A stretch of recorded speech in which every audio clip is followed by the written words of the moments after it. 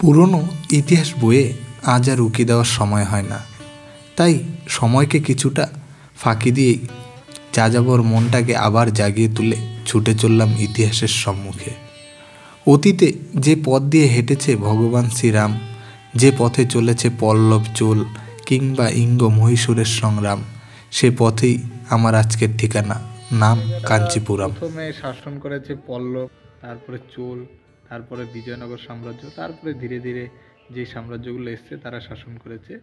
তবে এই জায়গাটা যদি ইতিহাসের মুঘল বা সুলতান পিরিয়ডের থেকে একটু দূরে বা একটু পেছনে চলে যান, তাহলে এই জায়গাটার নাম আপনি ইতিহাসের বইতে পেয়ে যাবেন। এবং এই জায়গাটা অনেকে এই জায়গার বিখ্যাত সিল্কের জন্য জানে। হ্যাঁ বন্ধুরা, আপনারা ঠিকই ভেবেছেন, চলে এসেছি কাঞ্চিপুরম, পল্লবদের রাজধানী কাঞ্চিপুরম। এরকম অসাধারণ কিছু কারুকার্য এবং মন্দির, আজকে এই সব মন্দির এবং কারুকার্য ঘুরিয়ে দেখাবো আপনাদের। সঙ্গে থাকুন আর দেখতে থাকুন কাঞ্চিপুরমের ফুল ভিডিও।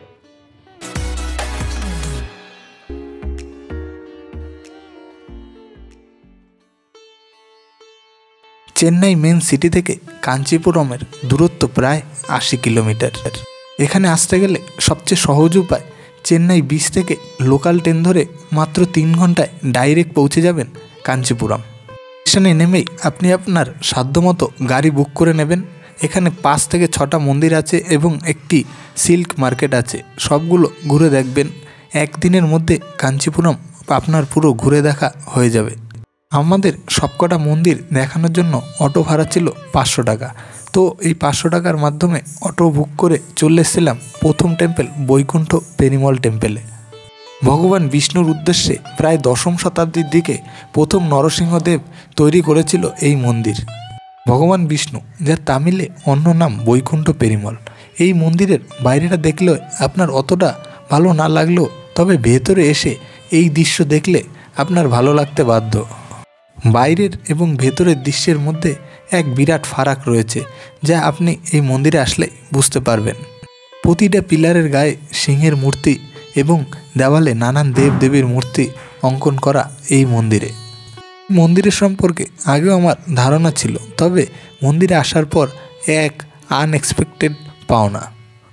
এরপর বেরিয়ে পড়লাম এখান থেকে আরও 4 কিলোমিটার দূরে এই কৈলাসনাথ টেম্পল মন্দিরে। খ্রিস্টীয় 7ম থেকে 8ম শতাব্দীর দিকে তৈরি হয়েছিল এই মন্দির। মহেন্দ্র বর্মনের তৈরি এই মন্দিরটি কাঞ্চিপুরমের সবচেয়ে বেশি বিখ্যাত। এখন চলে এসেছি কৈলাস মন্দিরে।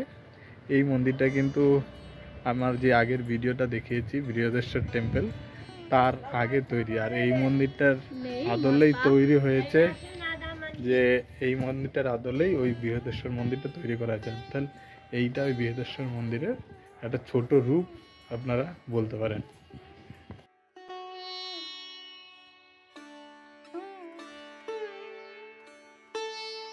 বিশাল একটা এরিয়া নিয়ে এই মন্দিরের ভেতরে প্রবেশ করলেই আপনি দেখতে পারবেন এরকম অভূতপূর্ণ দৃশ্য।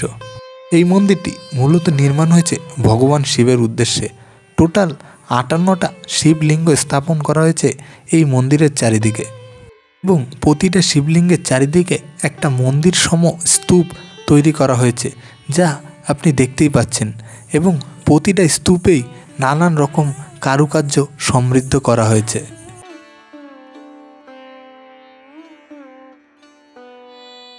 কোনো দেওয়ালে মহিষাসুর বধ, কোনো দেওয়ালে সমুদ্র মন্থন, আবার কোথাও শিবের রুদ্র রূপের খনন করা হয়েছে এই মন্দিরের চারিদিকে। এই মন্দিরের মূল আকর্ষণ এই মন্দিরের এই বিশাল আর্কিটেকচার, যা দেখতে ছুটে আসে দূর দূর থেকে বহু পর্যটক। দক্ষিণ ভারতের বিশাল বিশাল মন্দিরগুলোর মধ্যে সবচেয়ে বেশি কারুকার্য আপনি এই মন্দিরেই পাবেন, যা ভিডিওতে দেখে আপনারা কিছু একটা হয়তো আন্দাজ করতে পারছেন। পল্লব এবং চোলদের মন্দির বানানোর এক প্রথা ছিল, যার মধ্যে এই কৈলাস মন্দির এক অন্যতম স্থান পেয়েছে, কারণ এর কারুকার্যের জন্য। আমার পেছনে চারিদিকটা একবার ঘুরে দেখাচ্ছি। এই চারিদিকের একটু জায়গা নেই যেখানে কোনো কারুকার্য করা নেই। দক্ষিণ ভারতের দ্রাবিড় যে মন্দিরগুলো আছে সেগুলোর যেই আর্কিটেকচারগুলো অনেকটা কিছুটা একই রকম, কিন্তু এই মন্দিরটা কিন্তু আমাদের নর্থ ইন্ডিয়ারও কিছু মিক্স আছে। তো এই মন্দিরটা আপনি আসলে শুধু দক্ষিণ ভারত না, নর্থ ইন্ডিয়ারও কিছু যে টেম্পেলের কারুকার্য তার এই মন্দিরেও মিক্স আছে। তো এই মন্দিরটা জন্যই আসা, যেটা আমাকে একদমই নিরাশ করেনি। অসাধারণ অপূর্ব এই মন্দির। এই মন্দির পরিদর্শন করার পর আমরা সোজা চলে গেলাম কাঞ্চি কামাক্ষী টেম্পেলের দিকে। কাঞ্চি কামাক্ষী টেম্পেল অর্থাৎ পার্বতীর আরেকটা রূপ এই মন্দিরের স্থাপন করা হয়েছে। মূলত মনে করা হয় সীতাপীঠের 51টি স্থানের মধ্যে এই স্থানটি অন্যতম। দক্ষিণ ভারতের বেনারস বলে প্রসিদ্ধ এই মন্দিরটি কাঞ্চিপুরমের এক বৃহৎ মন্দিরের মধ্যে অন্যতম। যারা কাঞ্চিপুরম আসবেন বলে আশা করে আছেন তাদের উদ্দেশ্যে বলছি, কাঞ্চিপুরমের কিন্তু সকল মন্দিরই দুপুর 1টার মধ্যে বন্ধ হয়ে যায় এবং 3:30টায় আবার খোলে। তো আপনারা যখনই আসবেন টাইমটা একটু দেখে আসবেন। এই কাঞ্চি আম্বালা মন্দিরে আসলে ফোয়ারা গঠিত একটা পুকুর দেখতে পাবেন, যেটি খুব পবিত্র মনে করা হয়, এবং তার পাশে দাঁড়ালে একটা সোনালি চূড়া অর্থাৎ সোনালি চূড়ার একটি মন্দির দেখতে পাবেন। এই মন্দিরটিতে মনে করা হয় শিব এবং পার্বতীর বিবাহ সম্পন্ন হয়েছিল। যাই হোক বন্ধুরা, আমাদের কাঞ্চিপুরমের ভিডিও এখানেই সমাপ্ত হলো। যদি আপনাদের ভিডিওটি ভালো লাগে অবশ্যই লাইক, কমেন্ট এবং সাবস্ক্রাইব করতে ভুলবেন না। দেখা হবে পরের অন্য কোনো ভিডিওতে অন্য কোনো জায়গায়। ভালো থাকবেন, সুস্থ থাকবেন।